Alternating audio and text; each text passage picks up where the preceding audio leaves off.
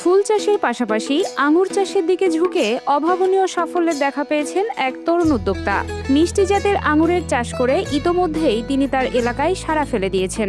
আঙুর ছিঁড়ে খেলাম, ভাই অনেক আন্তরিক। আমি অনেকগুলো আঙুর খেয়েছি, খুবই মিষ্টি এবং বাজারের মতোই মিষ্টতা, যেমন বাজার আমরা কিনে খাচ্ছি ঠিক সেমনই মিষ্টতা। গোলাপ চাষি রানা একদিন বসে বসে ইউটিউবে আঙুর চাষের একটা ভিডিও দেখছিলেন। ওইটুকুই তার জন্য যথেষ্ট ছিল। আঙুর চাষের ভাবনা মাথায় ঢুকে গেল, আর বের হলো না। বছরের পর বছর ধরে যেখানে ফুল চাষ করেছেন সেখানেই ফুলের পাশাপাশি আঙুর চাষ শুরু করেন রানা।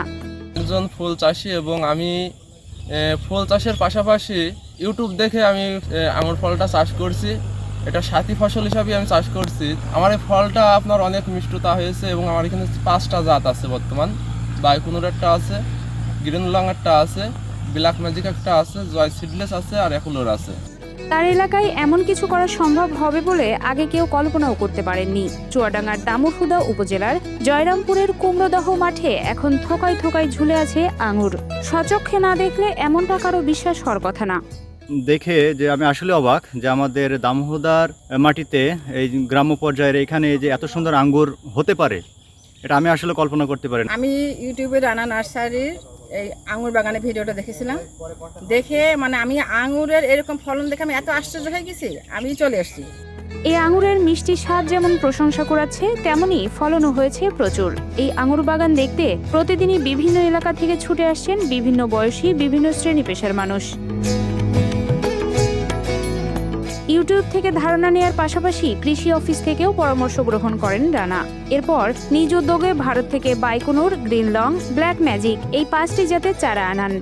মোটামুটি এখানে 5-6 রকম জাতের আঙ্গুর রয়েছে আর কি। প্রত্যেকটা জাত থেকে আমি এক একটা করে খেয়ে দেখেছি। খাওয়ার পরে যে স্বাদটা সেটা মোটামুটি মাশাআল্লাহ অনেক সুন্দর আর কি। বিভিন্ন জাতের আঙ্গুর চাষ হচ্ছে, তার মধ্যে বাইকুনুর জাতের চাষ দিয়েই শুরু হয় এখানে আঙ্গুরের আবাদ। আমাদের দামোহদা উপজেলায় গত বছর থেকে আঙ্গুরের চাষ শুরু হয়েছে এবং আমাদের তরুণ একজন উদ্যোক্তা রানা, সে নিজেই উদ্যোগ নিয়ে এই বাগানটা করেছেন।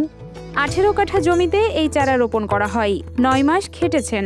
3 মাসের মাথায় গাছে ফুল এলো, তারপর ফল। সব মিলিয়ে শুরুতে 2 লাখ টাকার মতো খরচ হয়েছে। 6 জন লোক প্রতিদিন এই বাগানে কাজ করছে। কৃষি অফিসের লোকজনও নিয়মিত আসেন। আঙ্গুর দেশের বাইরের একটি ফল, সেটি আমাদের দেশে আসছে। এটি যদি আমরা সম্প্রসারণ ঘটাতে পারি, তাহলে একদিকে আমাদের যেমন এই বাইরে যে আমদানি করতে যে ডলার খরচ হয় সেটি হবে না, পাশাপাশি আমাদের অনেক উদ্যোক্তারই এখানে কর্মসংস্থান সৃষ্টি হবে। শুধু উদ্যোক্তাই না, উদ্যোক্তা ছাড়াও আরো এলাকার অনেক মানুষেরই কর্মের সংস্থান হবে। এই মৌসুমে তিনি 1.5 লাখ টাকার আঙুর বেচেছেন। বাজার দর 300 টাকা কেজি হলেও রানা 200 টাকা কেজি দরে আঙুর বিক্রি করছেন। মানুষের ক্রয় ক্ষমতার মধ্যে রাখতেই তিনি এমন স্বল্প মূল্য নির্ধারণ করেছেন। তবে আঙুর চাষে খুবই গুরুত্বপূর্ণ হলো চারা নির্বাচন। এরই মধ্যে রানা 5 লাখ টাকার চারা বিক্রি করেছেন। এখনো যে পরিমাণ চারা আছে সেগুলো বিক্রি করলে আরো 10 থেকে 12 লাখ টাকা আসবে। সব খরচ বাদ দিয়ে এক মৌসুমেই 12-13 লাখ টাকা লাভ হবে। এখানে 2 লক্ষ টাকার মতন খরচ হয়েছিল আঙুর চাষে এবং আমি প্রায় 5 লক্ষ টাকার চারা বেচে ফেলেছি। এখনো আমি আশাবাদী যে আমি এখনো 10 থেকে 12 লক্ষ টাকার আমি চারা বেচবো। গড়ে সরে আমার এখানে 12 থেকে 13 লক্ষ টাকার আমার লাভ থাকবে। তবে আঙুর চাষের জন্য বেশ কিছু বিষয় মাথায় রাখতে হয়। সঠিক পরামর্শ ছাড়া এ চাষ করা কঠিন। আঙ্গুরের চাষাবাদের ক্ষেত্রে বেলে দোআঁশ মাটিটা হচ্ছে সর্বোত্তম। তবে এখানে যে জিনিসটা খেয়াল রাখতে হবে যে ভার্মি কম্পোস্টটা ব্যবহার করতে হবে এবং আঙ্গুরে বিশেষ করে আয়রন এবং দস্তার ঘাটতি হয়, তো এই সারগুলো ব্যবহার করতে হবে। কৃষকরা দেখা যাচ্ছে যে রেগুলার যে সারগুলো পাওয়া যায়, ইউরিয়া, টিএসপি, ডিএপি, এগুলো ব্যবহার করছে, কিন্তু আসলে ফুল ফল ধারণ জন্য যে সারগুলো দরকার, বোরন, দস্তা এবং এই সারগুলো যদি কৃষকরা ব্যবহার করে তাহলে তাদের ফল ধারণ আরো ভালো হবে এবং মিষ্টতাও বাড়বে। এখন রোজই এই আঙুর বাগানে দূর দূরান্ত থেকে অনেক মানুষ আসে। কেউ চারা নিতে আসেন, কেউ আসেন বাগান দেখতে। এমন বাগান তো সচরাচর দেখা যায় না। এখানকার আঙুরের স্বাদ নেওয়ার ব্যবস্থাও আছে। দেখে এবং ফল খেয়ে আমি যতটুকু বুঝলাম, এটা যদি বাংলাদেশে সব জায়গাতে চাষ হয়, বাংলাদেশের যে আঙ্গুর ফলের ঘাটতি এটা অনেকটা পূরণ হবে। আমি ইতিপূর্বে অনেক জায়গাতে শুনেছি যে আঙ্গুর মানে হয়তো বা টক, এমনটাই আর কি। কিন্তু আমি এখানে আসার পরে এই যে বাগানে আমি ঘুরলাম, অনেক জাতের আঙ্গুর রয়েছে এখানে এবং কিছু আঙ্গুর আমি নিজে পেড়ে খেলাম আর কি। তো ইতিপূর্বে যে কথাগুলো শুনেছি যে আঙ্গুর বলতে হয়তো টক হয়, সেই ধরনের আমি কিন্তু পাইনি। আমি এসে আঙুরের চারা নিয়ে গেছি, 2টা নিয়ে গিয়ে আমি লাগিয়েছি বাসায়। তবে কৃষি বিভাগের কর্মকর্তারা জানালেন আঙুর চাষের নানা বিষয় সম্পর্কে। তো ওনার মাধ্যমে আরও বেশ কিছু তরুণ উদ্যোক্তারা প্রতিদিনই বাগানে আসছে এবং দেখছে, তারা এটা আরো আগানোর চেষ্টা করছে, সম্প্রসারিত হচ্ছে ধীরে ধীরে আমাদের আঙ্গুর। তবে যে বিষয়গুলো খেয়াল রাখতে হবে যে আঙ্গুর চাষের জন্য যে তাপমাত্রাটা দরকার, এই তাপমাত্রাটা যে 25 থেকে 32 ডিগ্রি সেন্টিগ্রেড, এই তাপমাত্রাটা হচ্ছে অপটিমাম টেম্পারেচার। আর 35 ডিগ্রির উপরে চলে গেলে আসলে আঙ্গুরের জন্য ক্ষতি। এবং বৃষ্টিপাতের বিষয়টাও মাথায় রাখতে হবে, কারণ বৃষ্টিপাত বেশি হলে আঙ্গুরটা পচে যায়। রানা নতুন উদ্যোক্তাদের উদ্দেশ্যে কিছু পরামর্শ দিয়েছেন। আর এমন মিষ্টি আঙুরের চাষ করতে পারলে আমদানি ঘাটতি কমিয়ে তা বিদেশে রপ্তানিও করা সম্ভব।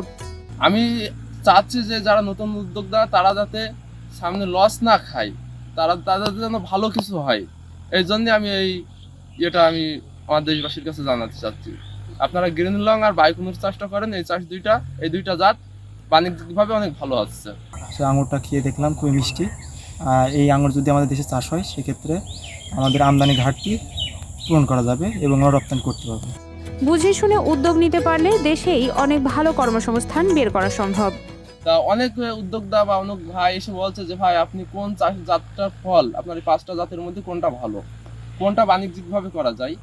তা আমি সেসব ভাইদের একটাই বলতে চাচ্ছি যে আপনারা 2টা জাত করেন, এর 5টার ভেতর থেকে আপনারা 2টা জাত বাণিজ্যিকভাবে চাষ করেন, গ্রিন লং আর হচ্ছে বাইকুনুর। তাছাড়া আপনারা যে ব্ল্যাক ম্যাজিক এবং জয় সিডলেস এবং আপনার এখনোর এই 2-3টা জাত আপনারা কেউ করেন না। অনেক বেকার তরুণ বিদেশে যাওয়ার স্বপ্নে বিভোর থাকেন, তবে দেশে বসে বিদেশি ফল চাষ করেও সাফল্য ছিনিয়ে আনা সম্ভব। নতুন যেসব উদ্যোক্তারা আছেন তারা নতুন করে আঙুর চাষ করতে পারেন এবং এটা অনেক লাভজনক চাষ। যারা বিদেশে যাওয়ার জন্য 8-9 লক্ষ টাকা খরচ করে বিদেশে যাচ্ছেন, তাদের আমি একটাই কথাই বলতে চাই, আপনারা আমাদের দেশের টাকা দেশে কাটান, দেশকে বাঁচান।